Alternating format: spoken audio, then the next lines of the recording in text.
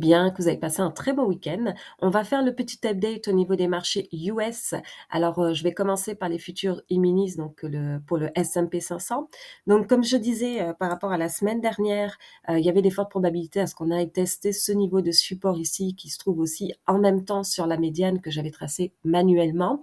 Donc là, on est en train de tester ce niveau de support ici, qui se trouve, donc à la fois, on en avait un ici et on en a un ici. Donc, c'est à peu près la borne, je dirais, de support plus qu'un support qui se trouve dans ce range ici. Donc, vous voyez, par exemple, quand on prend un petit rectangle, voilà, on est à peu près dans cette borne-là. Donc là, on est en train de le tester actuellement. Donc, à moyen terme, puisque je regarde plus sur la grosse photo, comme je disais, je suis toujours, sur un positionnement défensif puisque tant qu'on se trouve en dessous de la moyenne mobile sur 10 mois, on est toujours baissier au niveau des marchés ou neutre, hein, ça dépend. Mais là, pour l'instant, c'est plus, pour moi baissier que neutre, étant donné qu'on a une grosse bougie actuellement, mensuelle qui est quand même assez rouge pour l'instant, même si on n'a pas encore clôturé le mois. Cependant, là, pour l'instant, tant qu'on se trouve en dessous de cette moyenne mobile sur 10 mois, on est toujours actuellement baissier. Donc, à terme, mon objectif se trouve entre, je vais mettre cette borne ici, entre donc 3200 et 3300. Donc, à peu près dans ces horizons ici. Donc là, on y va progressivement. Je dis pas que ça va y aller demain. Je dis pas que c'est linéaire, donc ça va y aller tout de suite. C'est mon objectif à moyen terme dans un premier temps. Et à partir de ce moment-là, quand on sera dans cette zone-là, il y a des fortes probabilités à ce que ce taux ici de croissance se retrouve très proche de zéro. Et là, on va voir si on a un risque vraiment récessionniste ou pas. Et là, si on a un risque récessionniste, il y a des probabilités d'aller encore en dessous.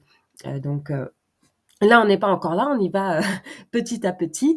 Et donc justement, au niveau de cette semaine, on a la Fed, donc c'est pas une grande surprise, qui a augmenté ses taux encore de 75 points de base. Donc là, bon, le taux est pas à jour ici au niveau de TradingView, mais on est aux alentours de 3,25. Ce qui fait que ce taux ici de la Fed, donc de la Banque centrale, se trouve encore supérieur actuellement au taux de croissance. Donc pour relancer la croissance, ça va être assez difficile.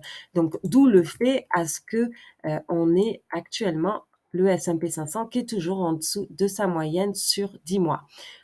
Donc, c'est un petit peu normal puisque ça représente actuellement la situation. Donc, on essaie de savoir qu'est-ce qui pourrait faire remonter actuellement les marchés. Mais quand on voit que les taux sont au-dessus du taux de croissance, ça va être assez compliqué. Donc, voilà. Donc, par exemple, vous voyez, dans le passé, si je reviens un petit peu dans le passé, quand on arrive vers les pics comme ça, on a des, par exemple ici, on avait un taux de croissance environ de 3-4% encore, donc on avait encore de la marge. Euh, Bon, à partir d'ici, là, on commençait à avoir des taux zéro pour des taux de croissance à 0%. Alors même si on baissait le taux de la Fed, c'était un petit peu trop tard. Et là, vous voyez par exemple en 2018, on avait des taux vers 2% et encore une croissance à peu près de 2%. Donc, comme ils ont arrêté d'augmenter les taux, ça a un petit peu encouragé les marchés à rebondir pendant l'année de 2019. Et ensuite, en 2020, on avait un taux de croissance à zéro. Et là, le risque récessionniste était un peu plus grand si on avait un catalyseur du type le Covid. Donc là, voilà. Là, actuellement, on se trouve dans une situation où les taux directeurs sont supérieurs à un taux de croissance et donc ils sont pas prêts de baisser les taux puisque actuellement le taux d'inflation reste toujours perché, comme je dirais. Oula, c'est quoi ça? Voilà, reste toujours, vous voyez, bon, mettre normal, voilà, reste toujours sur des 8%, ce qui fait que c'est encore assez élevé. Ce qui fait que le dollar reste élevé puisque les banques centrales continuent leur politique restrictive. Donc, plus elles continuent la politique restrictive, plus ça fait monter le dollar puisque ça contracte un petit peu l'offre monétaire. Et un dollar élevé, bien évidemment, ça va impacter vraiment les marchés de plus en plus. On voit que ça impacte beaucoup le marché obligataire puisque ça n'encourage pas forcément les investisseurs étrangers à investir dans les obligations US. Et aussi, ça impacte là actuellement aussi les marchés financiers euh, puisqu'il y a la conversion, il y a beaucoup d'entreprises qui sont dans le S&P 500 qui commercialisent donc en Europe ou en Asie. Donc du coup, il y a les taux de conversion qui sont quand même assez élevés et donc ça va impacter en tout cas beaucoup les entreprises et aussi donc les marchés financiers.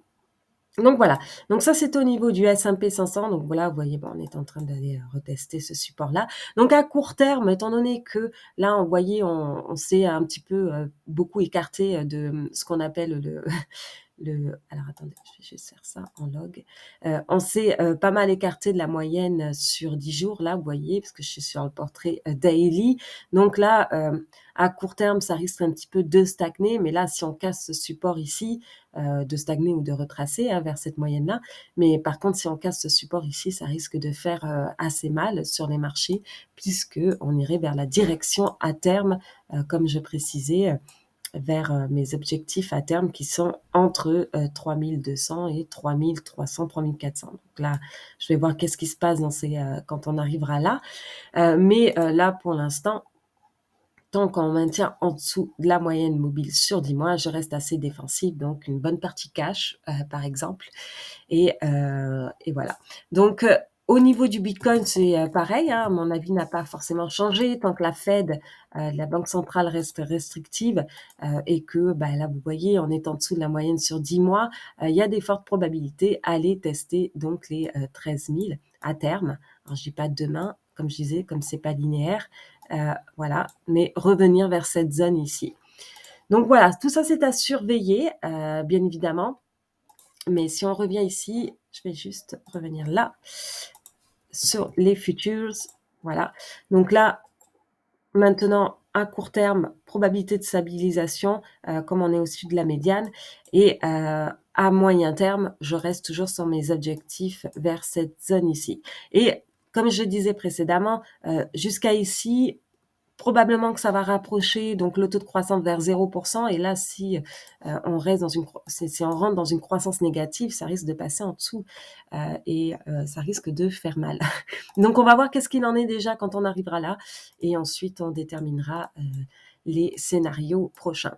Donc voilà, donc c'est tout pour aujourd'hui. Donc si vous avez aimé la vidéo, n'hésitez pas à mettre un pouce, et nous on se retrouve la prochaine fois.